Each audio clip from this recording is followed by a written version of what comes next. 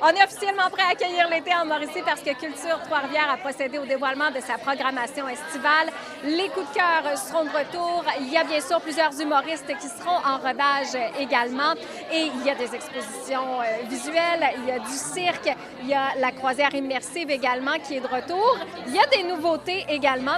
Il y a Valérie Bourgeois, la directrice générale de Culture Trois-Rivières, qui nous donne plus de détails.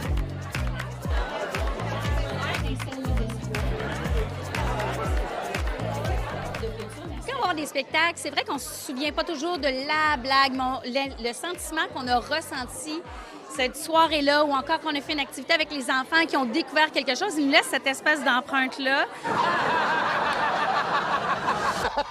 Puis là, il a dit, ben, si tu le sais pas, c'est parce que t'es jamais allé.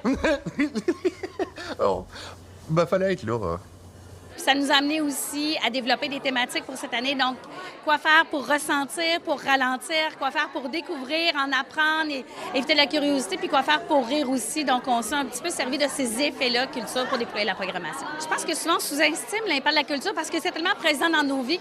Pas que ça a perdu un peu l'importance, mais on l'a vu quand la salle Thompson a fermé. On s'est rendu compte de tout l'impact. Mais pour nous, c'était comme on prenait pour acquis que la salle Thompson était là depuis plus de 90 ans. Donc, c'est aussi tout ça qui nous a amené des réflexions. L'importance de la culture, moi, je pense qu'un monde sans culture, c'est un monde qui est gris, qui est carré. Il n'y a pas de joie de vivre, il n'y a pas de beauté, il n'y a pas de couleur. Et du côté de Borealis, Culture Trois-Rivières a décidé de tester l'intelligence artificielle. En fait, nous, l'intelligence artificielle, on a décidé de l'apprivoiser.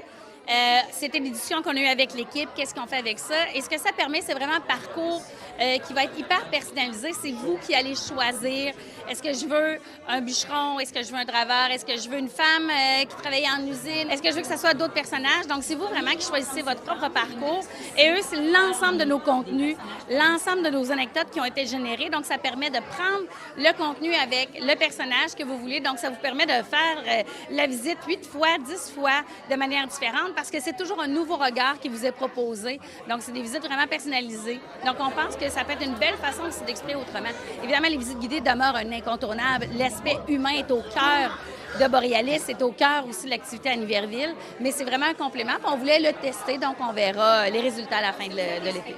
Et depuis quelques années, il y a beaucoup d'humoristes qui viennent faire leur rodage l'été à Trois-Rivières. Qu'est-ce qui les attire chez nous? Bien, je pense que la qualité de nos infrastructures, notre personnel aussi, la qualité du public.